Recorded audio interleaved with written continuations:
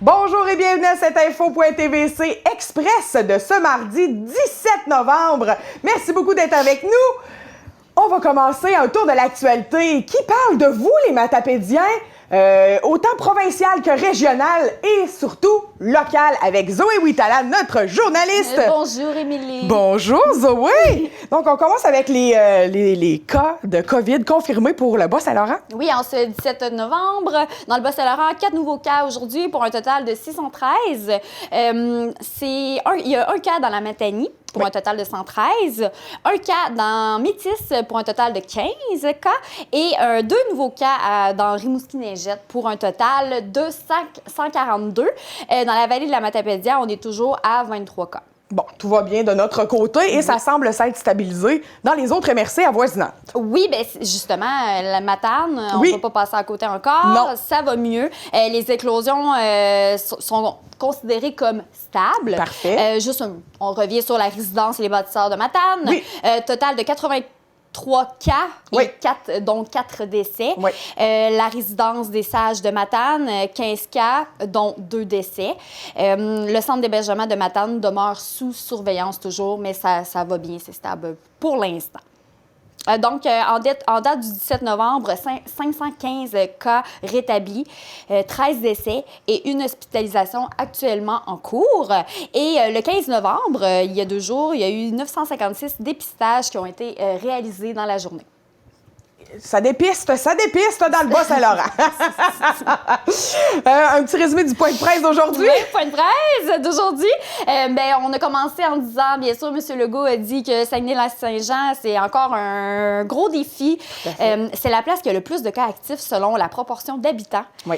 Présentement, M. Legault lance un appel spécial aux résidents du Saguenay-Lac-Saint-Jean en disant, s'il vous plaît, de ne pas se réunir. C'est toujours les rassemblements qui est le danger, puis de suivre les réglementations, bien sûr. Puis il donne toujours comme exemple la capitale nationale qui s'est relevée. Oui, qui sont pris en main puis ont arrêté la vague. Ça a vraiment paru. Oui. Au Québec en entier, là, je parle pas de la ville, bonne nouvelle, on semble avoir atteint un nouveau plateau. Oui! Ça fait du bien. Ça fait du bien, ça se stabilise. M. Legault a même dit que c'est encourageant. Oui. Ça se stabilise, effectivement. C'est sous contrôle dans les CHSLD, dans les entreprises et aussi dans les hôpitaux. C'est le jour et la nuit dans les CHSLD, il tenait à le dire comparativement au printemps. Tout à fait. 95 % de nos entreprises fonctionnent présentement. 95 % c'est quand même beaucoup. C'est beaucoup. Puis ça prouve que nos mesures mises en place fonctionnent. On a parlé beaucoup d'un vaccin qui serait prêt pour l'an prochain. Oui, c'est quand même très excitant, mais il faut pas trop s'emballer. Oui. On a un de prêt pour en 2021. Rien n'est garanti, bien sûr, mais peut-être que l'été prochain, nous pourrons avoir une vie presque normale, qu'ils disent, que M. Legault dit, quand il a parlé, bien sûr, au système, à la santé publique. À la santé publique, bien sûr. Bon, on passe bien à travers la deuxième vague. On voit la lumière au bout du tunnel. On commence à voir la fin quelque part en 2021. Donc, c'était vraiment des phrases, moi, personnellement. Oui, vraiment très marquant. Ça fait du bien. Je tenais à le redire. Par contre, moi, je vois, comme un journaliste au point de presse, je suis déçue qu'il n'ait pas parlé de Noël. Je m'attendais à avoir des nouvelles de Noël. Moi, s'il faut qu'ils ferment les écoles un mois, là, comme ça se parle, faut qu'on se prépare, les parents, là. Oui. Qu'en est-il de Noël? Il dit que dans les prochains jours, on devrait savoir comment s'enligner parce que c'est sûr, on ne s'attend pas à des rassemblements de même pas 25 personnes. Non. Mais ils sont en train d'évaluer combien de personnes on pourrait avoir dans chaque maison.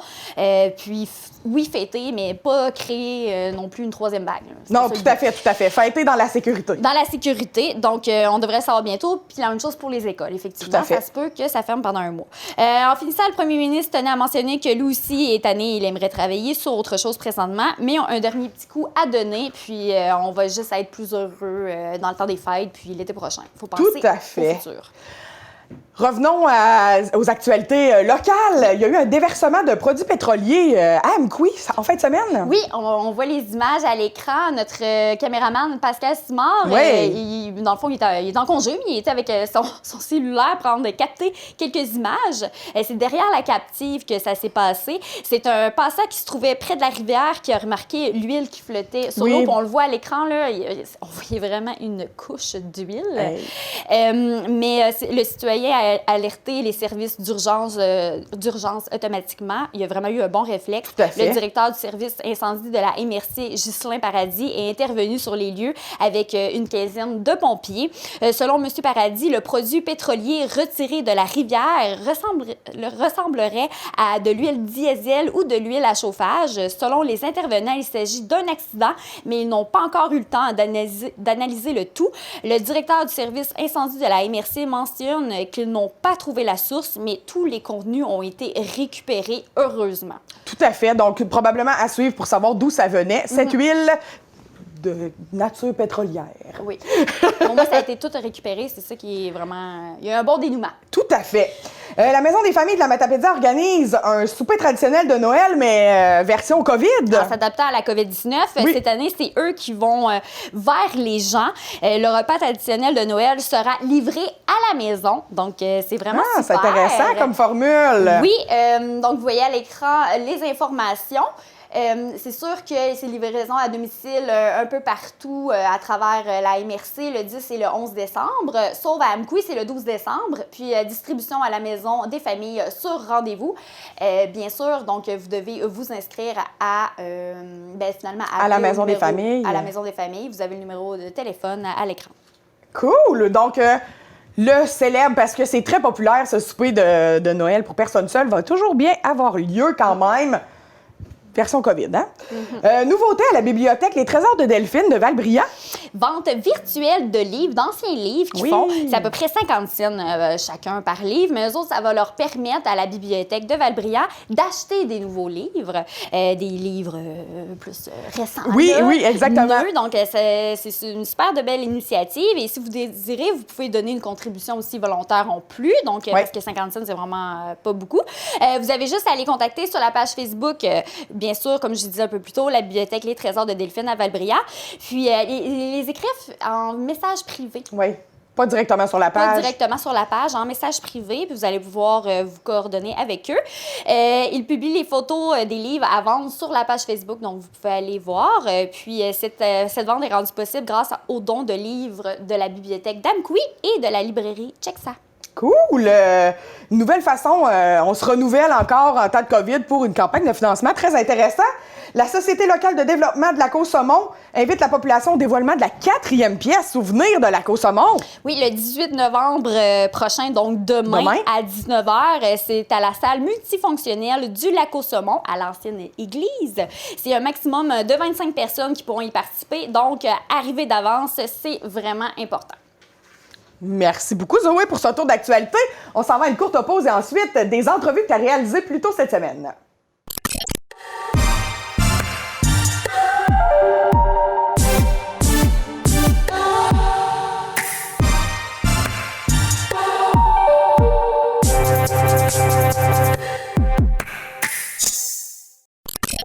Alors, Zoé, cette semaine, tu as rencontré le maire de Sébec, Marcel Belzile. Oui, on est revenu sur ce qui s'est passé à la Villa Georges Fournier. Oui. Il y a à peu près un mois. Finalement, le dénouement s'est bien passé. Ça s'est bien terminé, l'histoire. Donc, on revient un petit peu à ce sujet. On parle aussi de la route du lac Malcolm qui va bientôt finir, qui va bientôt prête qu'on puisse... On peut déjà... elle est déjà carrossable, mais tout aménagé, tout, c'est bientôt prêt. Elle va être complètement terminée très bientôt. Puis, on parle du conseil de ville, conseil municipal, pas de ville, qui a eu lundi passé. Je suis présentement avec Marcel Belzile, le maire de Sébec. Bonjour, M. Belzile. Bonjour, Zoé, vous allez bien? Bien oui, vous? Bien oui, merci. La dernière fois qu'on s'est parlé, il y a eu une petite éclosion au bâtiment de la Villa Georges Fournier. Je voulais savoir le dénouement de cette histoire-là. Bon, finalement, faut admettre les vraies choses. Là. Les conséquences ont été à peu près inexistantes, du moins l'information que nous avons d'une part. Alors, bravo. Ça a clarifié la situation. Il n'y a pas eu d'autre chose. Il ne s'est pas rien passé d'autre, du moins à notre connaissance. Évidemment, vous allez comprendre qu'on n'est pas dans les souliers du 6, mais on considère quand même que l'information qui nous vient normalement est correcte. Et j'avais également l'information à l'effet que il se passait comme plus rien à la villa, que c'était comme fermé, considérant la situation, oui, qui existait, la situation qui existait à Matane. Alors, apparemment que la villa Georges Fournier à Sébec, au moment où on se parle, comme maison tampon, est comme, entre guillemets, fermée. Tout le personnel serait du côté de Matane, bâtisseur, pour venir aider à cette organisation-là. OK, Toutefois, donc ils ont fermé pour aller aider les 2 résidences de Matane? C'est l'information que j'ai, là. OK. Puis ça, elle est directement du 6, là. Actuellement, j'ai eu un courriel tout à l'heure, là, je peux vous dire que ça dit clairement que la maison tampon est fermée en vue d'aider. Pour votre information, je viens répondre qu'effectivement, la zone tampon de Sébec située à la villa Georges Fournier n'est actuellement pas en fonction. Le personnel est allé donner un renfort au personnel des bâtisseurs. Okay. Donc, c'est un peu l'information qu'on avait. Ce qui est assez étonnant, toutefois, on m'informait il n'y a pas longtemps qu'il y avait beaucoup de voitures là-bas, à la villa. Alors, si c'est fermé, je ne sais pas. Mais il y a beaucoup d'auto. Ah, bon, en tout cas, ça doit être des gens de l'école élémentaire qui stationnent là, ou des gens du CLSC, j'imagine. Qui stationnent là. Oui, c'est ça. OK. Non, mais là, vous gérez pas le stationnement. C'est ça. Dans la situation, je suis obligé de vous dire l'information que j'ai. Et là, elle vient directement du 6. OK. Donc, non, qu'est-ce qui se passe présentement à Matane, c'est gros, là. Donc, effectivement, oui. Si on peut ça aller... nous inquiète, hein? Ben ça oui. nous inquiète parce qu'on le veuille ou pas, on a des travailleurs qui travaillent ici à Sébec et l'inverse, on a des gens de Sébec qui travaillent à Matane. Et l'inverse, on a des gens chez Uniboard, ailleurs, chez des employeurs ici qui viennent de Matane. Alors, vous allez comprendre qu'on espère qu'il ne se passera rien ici. Oui, ça voyage beaucoup entre Matane et Amqui. Exactement. Oui. Oui, on leur envoie de l'énergie positive et on respecte les mesures sanitaires. Je voulais parler de la route du lac Malcolm. Qu'est-ce qui se passe? Parce que là, vous m'avez dit qu'il faut que ça se termine avant 2021. Donc là, présentement, on est rendu où? Essentiellement, d'abord, il y a un peu de retard dans les travaux. OK. Malgré toute la rigueur avec laquelle on a géré la situation, c'est qu'il y a eu des retards. Pour toutes sortes de raisons, là, on n'est pas là pour accuser personne. Là. Il y a peut-être une certaine... peut-être ça a été sous-estimé à certains égards, les travaux qu'il y avait. Donc, on a pris un peu de retard, là, une douzaine de jours minimum. Mais au moment où on se parle, on peut considérer que les travaux majeurs sont terminés. Ça veut dire l'asphaltage, les préparations, les côtés de route sont pas employés d'expression. Et pas mal tout ça. Alors, ce qui reste, c'est des travaux mineurs de remblaiement autour de certains fossés, la signalisation, ces choses-là. Et ça devrait être terminé là, la semaine prochaine. Okay. Donc, on peut considérer que les travaux sont terminés. Puis, d'un point de vue à cause de la subvention et tout ça, bien, comme municipalité mandataire par Saint-Noël et Saint-Damas, incluant ces 2 municipalités-là, bien, on a la responsabilité de faire un rapport final pour, évidemment, valider toutes les subventions et les aides possibles. Et on doit le faire avant la fin de l'année fiscale 2020. Alors, c'est pour ça que là, toutes les facturations, toutes les données doivent rentrer pour qu'on puisse compiler l'ensemble des éléments pour finaliser le dossier en 2020. OK. Donc, ça s'enligne pour finir en 2020, donc c'est positif. Oui.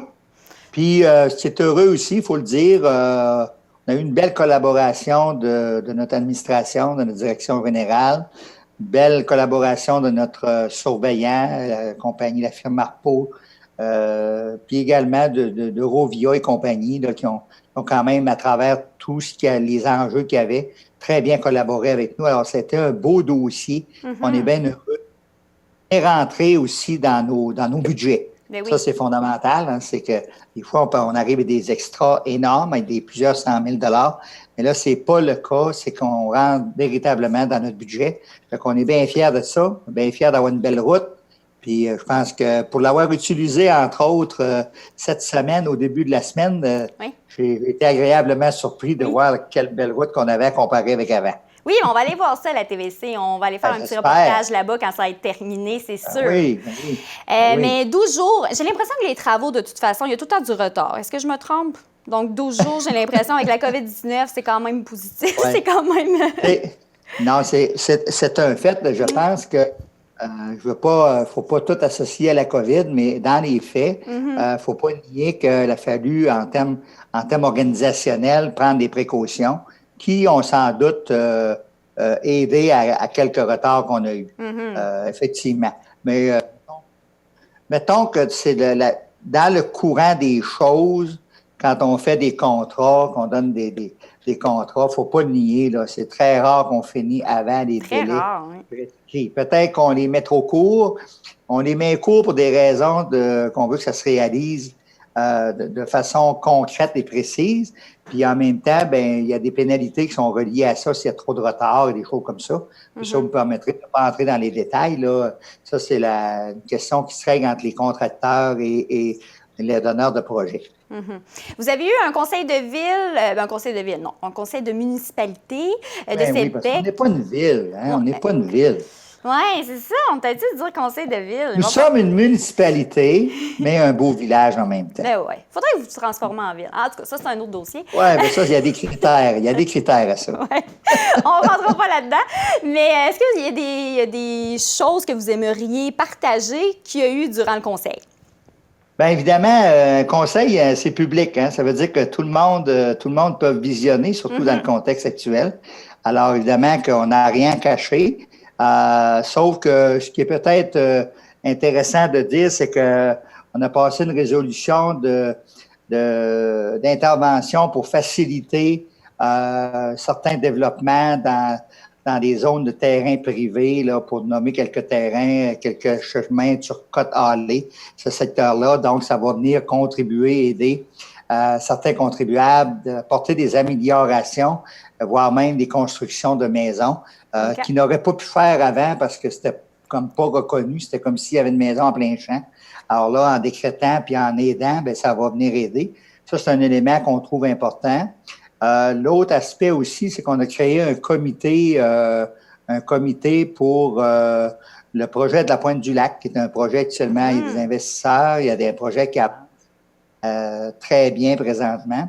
Oui, et la projet. municipalité a, oui, une responsabilité, particulièrement pour la question du chemin d'accès au lac, d'une part. D'autre part, évidemment, on visionne une marina éventuellement. Donc, il faut travailler ce dossier-là en partenariat et en synergie avec nos investisseurs qui ont des ambitions intéressantes qu'on veut approuver, évidemment. Puis, évidemment aussi, ça vient toucher le sentier Micmac qui en fait, se renoue encore cette année.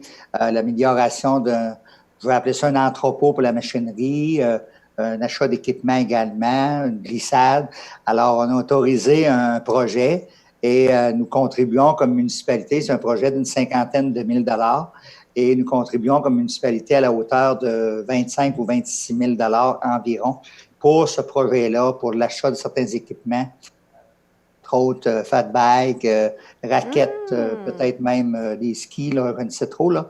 Alors, c'est un beau projet. Et ça va c'est accepté. Là. Je peux le dire maintenant parce que on a émis la résolution le lundi, mardi. Aujourd'hui, au moment où on se parle, là, le projet est autorisé par le comité d'investissement de la MRC.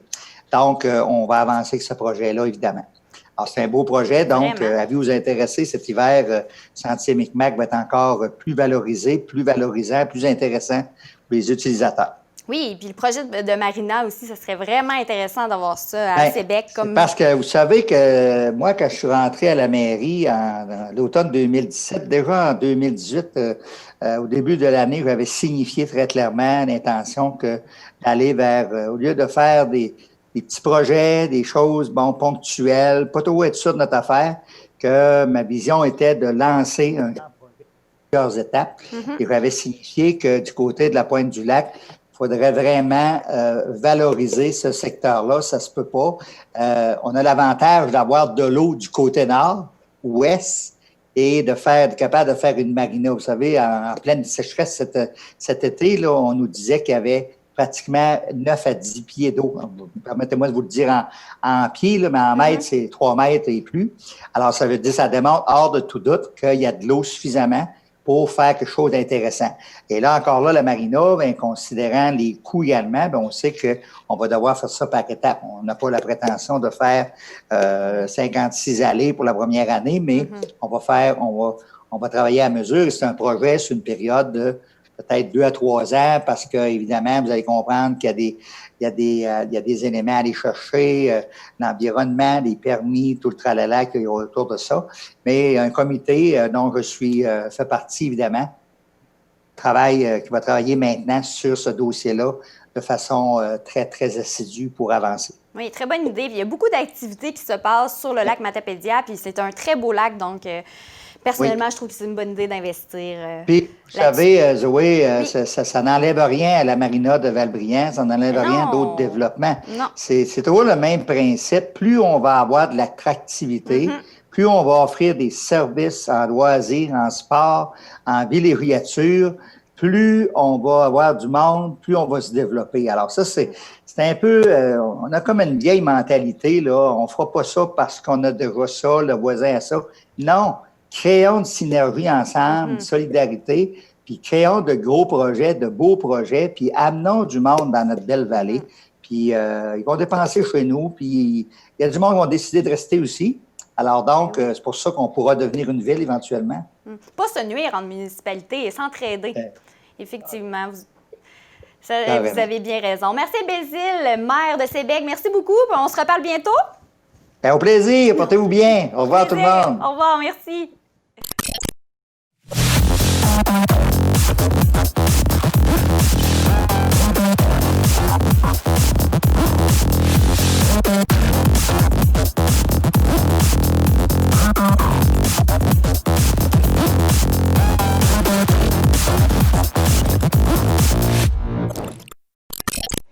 Tu as fait la rencontre de Aoré Adèle, qui est une matapédienne d'adoption qui s'implique beaucoup dans le curling. Oui, on a parlé de la saison 2020-2021 du curling cette année qui va avoir bien lieu, mais avec la COVID-19, donc on parle des mesures sanitaires et tout. Nous sommes présentement au curling d'Amqui. Je suis avec Aoré Adèle, membre du club curling de la Vallée. Et on voulait, dans le fond, l'entrevue, c'est pour parler qu'il y aura bien une saison de curling cette année 2020-2021, malgré la COVID-19. Oui. Donc, j'aimerais que tu nous parles de comment ça va fonctionner cette année. OK, oui, parce qu'au début, à cause des mesures sanitaires, on a fait des réunions au début de saison pour dire est-ce qu'on joue, on joue pas, c'est quoi les directives que la Fédération de curling canadien puis aussi Curling Québec recommandait, parce que quand on joue 4 contre 4, mais il y a 2 personnes qui brassent en même temps, on est vraiment proches. Alors ça, on ne respectait pas les règles de 2 mètres de distanciation. Alors on a regardé tout ça, puis on a changé un peu la façon de jouer. Alors quand on joue, on va jouer pareil. Alors, on va avoir différentes sortes de ligues. On va avoir les 4 contre 4, qui vont être soit que ça joue un peu différemment pour être 3 personnes, vraiment, un qui lance, un qui balaye, puis le capitaine de l'autre bord. Puis la 4e personne fait juste attendre en arrière pour juste pas garder la distance. Le 2 mètres de distanciation. Exactement. Parfait. On va aussi avoir une nouvelle ligue qu'on essaie cette année, le mercredi après-midi, que c'est 3 contre 3. Puis c'est une façon complètement différente. Les pointages, c'est aussi... OK, ça se fait pas normalement. Normalement, ça se fait pas, mais on innove. Oui, on innove. On va essayer ça. On a commencé un peu l'année passée, puis cette année, on part une ligue par de vrai avec des équipes. Vous avez commencé l'année passée quand la COVID-19 est Mais juste avant de commencer, avant d'avoir arrêté à cause de la pandémie. COVID. Oui, exact. Donc, c'est pas juste à cause de la COVID. Non. Mais on s'est dit, c'est une bonne formule. Puis après, il y a aussi la Ligue 2 contre 2. les jeudis soirs. Alors, on est très contents de pouvoir encore cette année jouer au curling de façon sécuritaire pour tout le monde. Ben oui, parce que ça fait partie de votre activité, ça fait du bien. Puis on essaye de continuer à vivre le plus possible. Puis c'est important d'avoir des activités. Ouais. Non, c'est sûr. Donc, j'imagine que tout ce qui est en dehors du jeu, c'est comme tout le monde, les mesures sanitaires, distanciation, le masque quand on rentre. Oui. Puis pour le jeu, vous venez de l'expliquer. Est-ce qu'il y a des gens qui peuvent accompagner puis venir regarder par les fenêtres? Cette année, non. On a dit vraiment juste les joueurs. On a des séparateurs pour pouvoir être tous dans la salle, même si on joue 24 personnes en même temps, avoir la distance pour tout le monde. Okay. Quand on est ici, on porte les masques. On désinfecte la main quand donc, on on va rentre. juste le boire quand on a à jouer. Oui, sinon, exact. on atteint ici. Puis ici, on porte la masque. Quand on va jouer, puis on commence à jouer, on peut l'enlever. Oui. Mais juste une fois qu'on est rendu dans le jeu, toutes les pierres sont désinfectées à chaque fois, toutes les tables sont désinfectées. Puis aussi, quand on quitte la salle à la fin de la journée, à la fin du game, on désinfecte aussi toutes les chaises, les portes, pour être sûr que ça se respecte les mesures de sécurité puis d'hygiène. C'est pour ça que cette année, on ne permet pas au monde de rentrer puis juste regarder, parce que sinon, ça voudrait dire comme désinfecter plus de surfaces. C'est tout un peu plus compliqué. Mais c'est un peu même partout, j'ai l'impression. Exact. Pas de visiteurs, pas de... Ouais. Oui, c'est clair. Puis, comme nous, présentement, justement, on avait notre masque quand on rentre, on enlève juste notre masque le temps de jouer, de faire le travail, et ensuite, on remet notre masque. Donc, c'est un peu ça partout.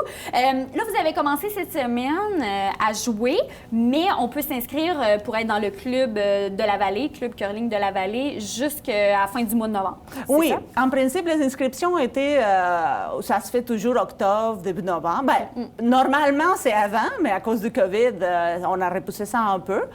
Les monde peut encore s'inscrire jusqu'à la fin du mois. OK. En principe, on a appelé les anciens membres puis les membres de l'année passée, mais s'il y a d'autres personnes qui voudraient cette année jouer parce que, comme on disait, on cherche des activités pour sortir un peu de chez nous, même en respectant les mesures de santé. Ils peuvent encore le faire jusqu'à la fin du mois. Comme les équipes se font à chaque année, selon les membres, la nouvelle personne va s'intégrer à une des équipes. Puis cette année, comme nouveauté, on va offrir aussi des cours d'initiation, des cours de curling 101, pour les gens qui peuvent être intéressés, mais qui sont un peu gênés peut-être d'embarquer direct. Oui, parce que des fois, on n'est pas à l'aise. Une ligue, ça fait un peu peur. Exactement. Donc, cette année, vous donnez des cours pour ceux qui commencent. Exactement. Alors, si quelqu'un est intéressé à participer dans les cours, apprendre, c'est pas beaucoup de semaines, là, c'est un cours d'initiation, il peut écrire à l'email du club de curling. OK. On va afficher en bas de l'écran. Exactement. Puis, selon le nombre d'inscriptions, on va faire les groupes. Okay. Parce que pour l'instant, on a juste quelques personnes intéressées, mais quand on va avoir un groupe minimum, on va starter les cours. Parfait. Donc, si on veut s'inscrire dans une ligue ou si on veut suivre le cours, qui n'est pas encore débuté, le cours pour les débutants, donc c'est important de le dire, donc c'est toujours ouvert. Donc, tout ça se fait par le courriel. Oui. Parfait. Puis si jamais on veut voir d'autres informations, il y a toujours la page Facebook. La page Facebook, puis le site web de curling, où il y a plus d'informations. Puis qu'on va mettre aussi en bas d'écran. Yes. Merci beaucoup à Auré Adèle. Merci à toi, Zoé. Bonne saison de curling. Merci. Informatique Barest est responsable de l'entretien du matériel informatique de votre TVC. Informatique Barest, vente et réparation d'ordinateurs, services commerciaux et résidentiels. 418-629-INFO. C'est ce qui conclut notre émission d'aujourd'hui, notre info.tvc Express de ce mardi 17 novembre. Merci beaucoup, Zoé, d'avoir été nos yeux et nos oreilles dans la province et dans la région pour nous rapporter les actualités qui touchent les Matapédiens. À vendredi. Oui, on se retrouve vendredi pour la version longue de info.tvc. Et merci beaucoup d'avoir été des nôtres à la maison. Merci beaucoup de nous écouter.